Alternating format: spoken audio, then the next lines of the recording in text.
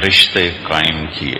اللہ نے جتنے رشتے بنائے ہیں انسانوں کے آپس میں، اس میں جو سب سے اہم رشتہ ہے، سب سے بنیادی ہے اور سب سے زیادہ وہ اہمیت رکھتا ہے، وہ خامند اور بیوی کا رشتہ ہے۔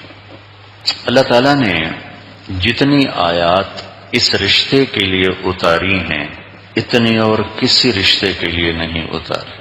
ماں باپ کے حقوق کے لیے چند آیات، اولاد کے لیے چند آیات، وراثت کے احکام چند آیات، لیکن خامد اور بیوی کے رشتے کے لیے سینکڑوں آیات، ایک اس کی اہمیت کی وجہ سے اور ایک اس کی ایک کمزوری کی وجہ سے۔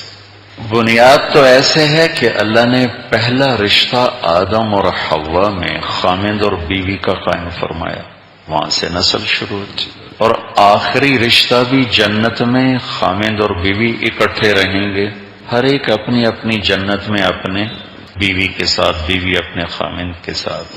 اور دنیا میں بھی اگر اللہ تعالیٰ ماں باپ کو لمبی عمر دے دے تو پھر وہ تنہا بیٹھے ہوتے ہیں، بچوں کی شادیاں، بچیوں کی شادیاں، وہ کمرے میں تنہا بیٹھے ہوتے ہیں، تو یہاں آخر میں بھی یہی رشتہ باقی رہتا ہے۔ اور کمزور اس لیے ہے کہ باقی کوئی رشتہ ٹوٹتا نہیں، ماں بیٹے کا رشتہ ٹوٹ نہیں سکتا، بیٹا فرما بردار ہے یا نافرمان، ماں کو اللہ نہ کرے طلاق ہو جاتی ہے، بیوہ ہو جاتی ہے، وہ دوسری شادی کر لیتی ہے، ماں بیٹے کا رشتہ باقی ہے، باپ بیٹے کا رشتہ باقی ہے، بہن بھائی، بھائی بھائی، باقی سارے رشتے، اس میں تعلق اچھا ہو برا ہو، آپس میں لڑائی ہو صلح ہو، وہ رشتہ ٹوٹتا نہیں۔ خامد اور بیوی کا رشتہ ایک بول پہ ٹوٹ جاتا۔ تو اللہ تعالیٰ نے کسی رشتے کو اپنی نشانی نہیں قرار دیا، کسی سوائے خامد اور بیوی کے رشتے کے۔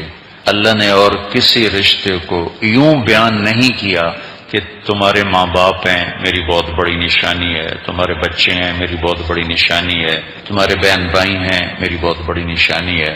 تو صرف اللہ نے اس رشتے کو کہا من آیاتہ، میری بہت بڑی نشانی، اور اس سے اللہ نے بڑی بڑی نشانیوں کے درمیان ذکر کیا۔ من آیاتہ ان خلقکم من تراب، میری بہت بڑی نشانی ہے تمہیں مٹی سے بنایا، سمجھ میں آتا ہے؟ ٹھیک، اگلی آیت چھوڑ دیں۔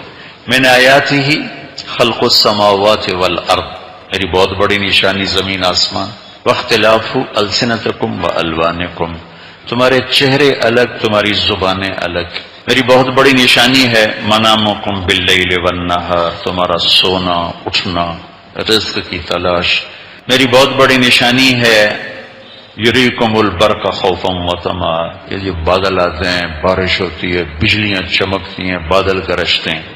من آیاتہ ان تقوم السماء والارض بامرہ، تیرے اللہ کی بہت بڑی نشانی ہے زمین آسمان قائم کھڑے۔ ٹھیک، یہاں ہماری عقل ساتھ ساتھ چل رہا، واقعی۔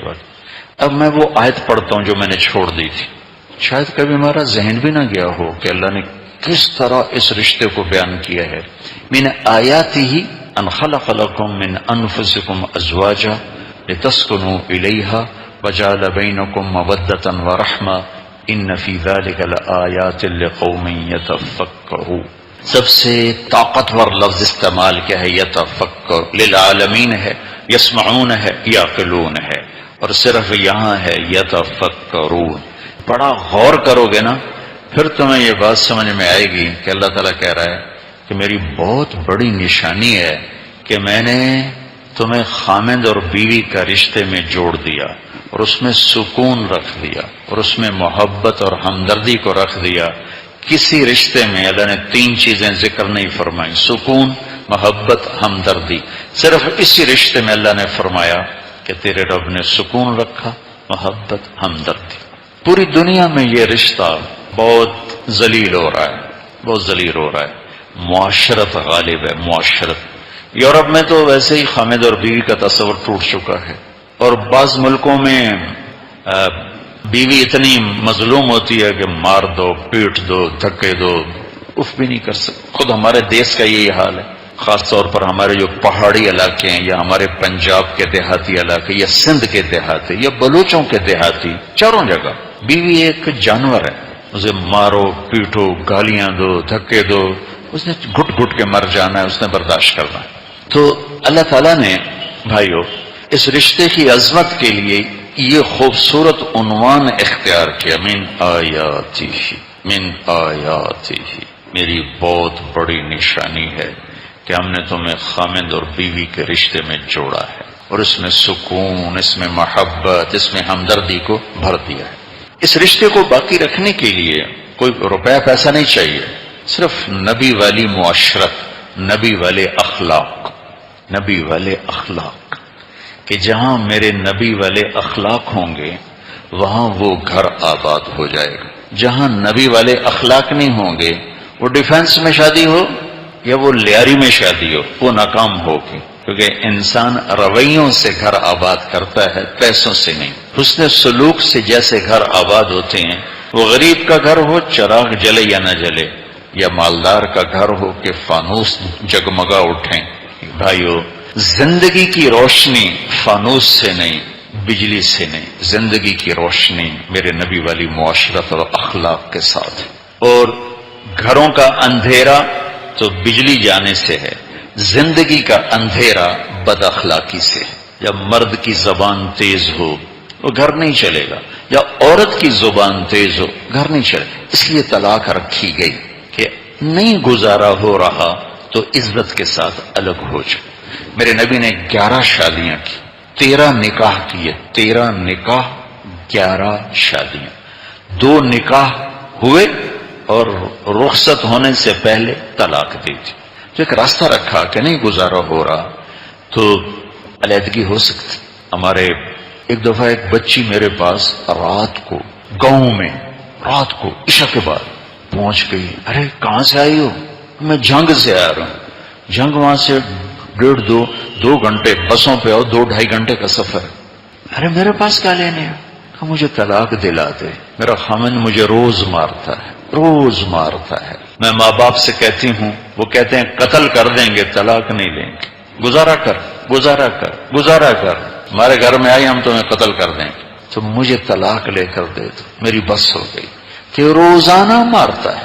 بعض ایسے درندہ نما انسان آتے ہیں، بعض ایسی بد زبان عورت ہوتی ہے کہ برداشت ہی نہیں ہوتا۔ تو یہاں اللہ تعالیٰ نے کہا پھر عزت کے ساتھ الگ ہو جائے۔ پھر یہ نہیں کہ گزارا کرو گزارا کرو گزارا کرو، ایسا نہیں، ایسا نہیں۔ چونکہ اگر اللہ نہ کرے کسی کی بچی اجڑ کے واپس جائے، چونکہ وہ بوجھ ہوتی ہے، تو میرے نبی کی بات سنو۔ آپ نے فرمایا تمہیں سب سے بڑا صدقہ بتاؤں؟ سب سے بڑا صدقہ؟ صحابہ نے کہا جی ضرور بتائیں۔ کہ جس کی بیٹی کو طلاق ہو گئی اور وہ گھر واپس چلی گئی، اس پر خرچ کرنا سب سے بڑا صدقہ، سب سے بڑا صدقہ۔ تو میرے بھائیوں، گھروں کی آبادی کے لیے کوئی وظیفے پوچھتا ہے، کوئی تعویذ پوچھتا ہے، کوئی جادو ٹونے کی طرف چلتا ہے۔ اس کا ایک ہی جادو ہے، اس کا ایک ہی تعویذ ہے، اس کا ایک ہی وظیفہ ہے کہ زبان کے بول کو میٹھا کرو، اور نبوت والے اخلاق میں بھی اختیار کروں، آپ بھی اختیار کریں۔ یہ نئی شادی ہو اس بچے کی طرح، ہماری بیٹی کی طرح، یا پرانی شادی ہو ہماری طرح، گھر آباد ہوگا، زبان کا بول میٹھا ہو، اخلاق نبی والے ہوں۔ انسان ہے، کبھی غصہ آ بھی جاتا ہے، تو غصے میں بھی ایسا بول نہ بولو کہ اگلے کا دل ٹوٹ جائے اور اگلے کی پگڑی اچھل جائے۔ اور اگر ایسا ہو جائے تو پھر معافی کا راستہ کھولو، معافی مانگ لو، معافی مانگ لو، تو اللہ تعالیٰ پھر جوڑ پیدا فرما دیتا ہے۔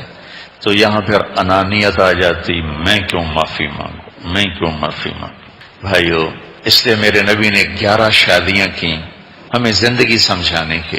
نماز پڑھنا ٹھیک ہے، طبیعت پر مشکل ہوتا ہے، لیکن سوکھا کام ہے۔ ایک لوٹا پانی، 10 منٹ ٹائم، 15 منٹ نہیں، اس سے زیادہ تو ٹائم نہیں لگتا ہے۔ روزہ تھوڑا سا مشکل کام ہے، لیکن چند گھنٹے کا ہے، اور سال میں ایک دفعہ ہے۔ لیکن یہ برداشت کرنا، سہنا، یہ تو آدمی کو ذبح کر دیتا ہے، لیکن نبیوں کے ساتھ کھڑا کر دے گا یہ عمل اس۔ تو بھائیو، اگر ہم اپنے گھروں کو آباد کرنا چاہتے، اپنے نبی کی سیرت پڑھو، اپنے نبی کی زندگی پڑھو، معاشرت معاشرت معاشرت، یہ نہیں بیان ہوتی، نہ لوگ سنتے ہیں، نہ سننے والے سناتے ہیں، نہ پڑھتے ہیں۔ ہمارے نبی کے ہر معجزہ بہت عالی شان ہے، لیکن میرے نبی کے اخلاق آپ کا بہت بڑا معجزہ ہے، آپ کی معاشرت آپ کا بہت بڑا معجزہ ہے۔ آپ نے 11 شادیاں کی ہمیں زندگی سمجھانے بتانے کے لیے، شادی کو آسان کرنے کے لیے۔ اگر ہم تھوڑا سا ایسے سیرت کا جائزہ لیں، ایک پہلو ہے اپنا خاندان، اپنی قوم، پرائی قوم، ایک یہ پہلو ہے۔ ایک پہلو ہے غریب گھر، اپنے جیسا گھر، اپنے سے مالدار گھر۔ ایک پہلو ہے چھوٹی عمر، ہم عمر، بڑی عمر۔ یہ 3 پہلوؤں کی 3 قسمیں ہیں۔ میرے نبی نے سب میں شادیاں کی، سب سے پہلی شادی بڑی عمر کی عورت کے ساتھ کی، اپنے سے بڑی عمر، اپنے سے مالدار ہیں۔ برابر کی عمر میں شادی کی، حضرت سودا۔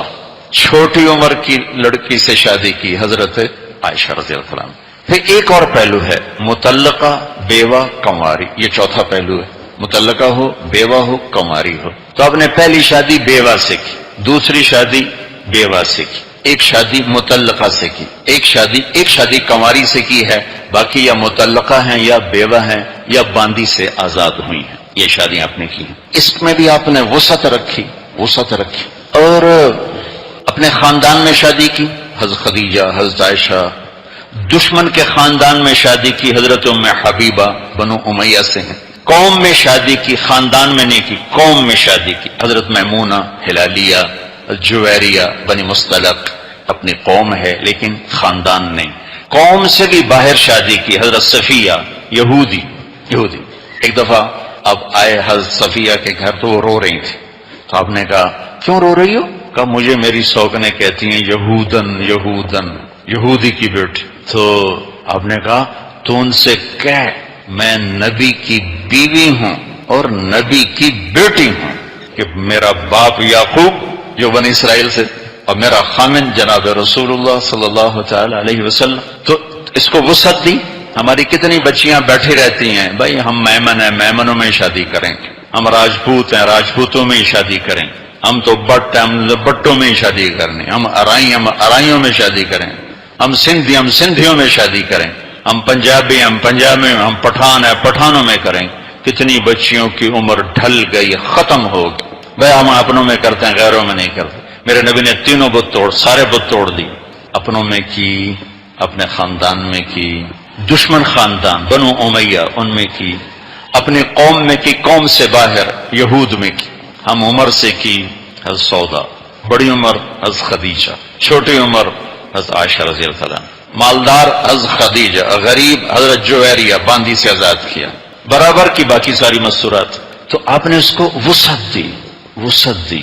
پہلی شادی اس خاتون سے کی جن کی ایک منگنی ٹوٹ چکی تھی ورقہ بن نوفل کے ساتھ، 2 نکاح سے بیوہ ہوئی تھی، ابو حالہ ابن عابد، دونوں سے اولاد تھی۔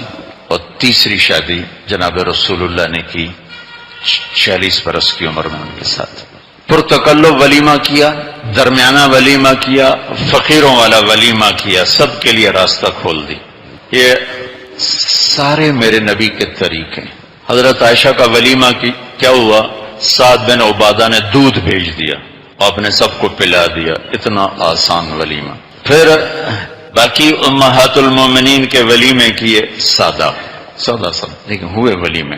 صفیہ کا ولیمہ 3 دن چلتا رہا، 3 دن چلتا رہا، ٹھیک۔ اور حضرت زینب کا ولیمہ بہت پرتکلف، سارے مدینے کو کھانا کھلایا، آپ کی طرف سے سب کو ضیافت تھی، پھر جو آیا، جو نہیں آیا، آپ کی طرف سے اعلان تھا سارے مدینے والے آ کے کھانا کھاؤ۔ تو آپ خود دیکھ پر بیٹھے تھے کھانا کھلانے کے لیے، لوگ آتے رہے کھاتے، پرتکلف ولیمہ۔ کیونکہ یہ شادی وہ تھی جس کی مثال نہ پہلے ہے نہ بعد میں ہے، کہ یہ نکاح اللہ نے آسمان پہ پڑھایا، اللہ ہی نکاح خواہ، اللہ ہی وکیل، اللہ ہی گواہ۔ اب دیکھو نکاح میں 2 وکیل چاہیے یا 2 گواہ چاہیے، وکیل تو خیر ایک قانونی سی چیز ہے، 2 گواہ چاہیے، اور ایجاب و قبول چاہیے۔ یہ لڑکا کہے گا میں نے قبول کیا تو تب نکاح ہوگا، وہ ہماری بچی کہے گی میں نے قبول کیا، تب نکاح ہوگا۔ ان میں سے کوئی ایک کہہ دے نہیں تو نہیں ہوگا، چاہے اوپر والے جتنا مرضی زور لگاتے رہے، لیکن یا نہ ایجاب نہ قبول۔ ہمارے ایک دوست تھے زمیندار، ان کے گاؤں کا ایک بچہ چھوٹی عمر میں بسوں پہ کنڈکٹر نوکری لگ گیا، تو ان کی جوانی ہوتے ہوتے ان کی زبانوں پہ چڑھ جاتا، استاد جی آن دے، استاد جی جان دے، استاد جی کٹ لو، استاد جی روک لو، وہ سارے بس کو ریورس کروا رہے ہیں، آگے کر رہے ہیں، ہوتا یہ ہے نا ہمارا ماحول۔ تو اس کا نکاح تھا، تو مولوی صاحب نے کہا بھائی فلانے دے دیے تے اتنا مارے تے تیرے نکاح وچ دتی تو قبول کیتا، وہ ساری زندگی آن دیو جان دیو، انہوں نے کہا جی آن دیو۔ تو اس کا بھائی پاس بیٹھا تو اس کو کون نہیں ماری، کہتا جی جان دیو۔ تو مولانا صاحب نے فرمایا آن دیو جان دیو نال کام نہیں بڑھنا، تو آنکھ میں قبول کیتا۔ یہ اتنا لازمی بول ہے، ٹھیک یہاں کچھ بھی نہیں۔ اللہ کے نبی مسجد میں تھے، وحی آئی فلما قضى زید منها وطرا زوجناکها، بس ہم نے آپ کا نکاح کر دیا۔ تو آپ نے کہا کوئی ہے جو جا کے زینب کو خوشخبری سنائے؟ تو زینب کو جس خاتون نے خوشخبری سنائی، آپ نے ان کو اپنے گلے کا ہار اتار کر ان کے گلے میں ڈالا، اور یہ ولیمہ بڑا پرتکلف ہوا، سارے مدینے نے کھانا کھایا۔ لہذا ولیمے میں تکلف کرنا کوئی خلاف سنت نہیں ہے۔ ہمارے ہاں دو انتہا ہیں، ہمارا دیندار طبقہ سادگی کے نام پر وہ ڈنڈا پھیرتا ہے، کوئی تھوڑا سا تکلف بڑا اسراف، کیسے تو ایک مسجد بن سکتی تھی، مولید الستار کا ایک مدرسہ اور بن سکتا تھا۔ تو اور جو مالدار ہیں وہ جب تک اس میں نافرمانی نہ ہو تو وہ کہتے ہیں ولیمہ ہی کوئی نہیں، ناچ گانا ہو، خرافات ہوں، بے حیائی ہو، تب وہ کی شادی ہوتی۔ یہ دونوں انتہا غلط ہے۔ سادہ بھی میرے نبی کی سنت ہے، درمیانہ بھی میرے نبی کی سنت ہے، اور تکلف بھی میرے نبی کی سنت ہے۔ حضرت فاطمہ کا ولیمہ تو آپ نے تقاضا کر کے رکھوایا، حضرت علی تو فقیر تھے، آپ نے کہا علی ولیمہ کرو، کہ یا رسول اللہ میرے پاس تو کچھ بھی نہیں، میرے پاس تو کچھ بھی نہیں۔ تو آپ اچھا چلو ٹھیک کوئی بات، کہ نہیں ولیمہ کرنا ہوگا۔ تو سعد نے کہا یا رسول اللہ میرے پاس ایک چھترا ہے، چھترا۔ ہم نے کہا ٹھیک ذبح کرو۔ اپنی طرف سے حضرت علی کو پیسے دے، جاؤ بازار سے کھجور خریدو، گھی خریدو، پنیر خریدو۔ تو انہیں 5 درہم کا گھی خریدا، 4 درہم کا پنیر خریدا، 1 درہم کی کھجور سستی ہوتی تھی۔ آپ نے وہ منگوا کر گٹھلیاں نکلوا کے ان کو سب کو رگڑا پیسا اور ایک سویٹ ڈش بنائی، سویٹ ڈش پنیر گھی اور کھجور، 3 چیزوں کی، اور ولیمے پر یہ آپ کی طرف سے رکھوائی گئی سویٹ ڈش، اور تازہ جو کی روٹی، چھترے کا گوشت، اور اس میں آپ نے قورمہ بنوائے، کیسے اس میں چھوارے ڈلوائے، دیگ میں چھوارے ڈلوائے، چھوارے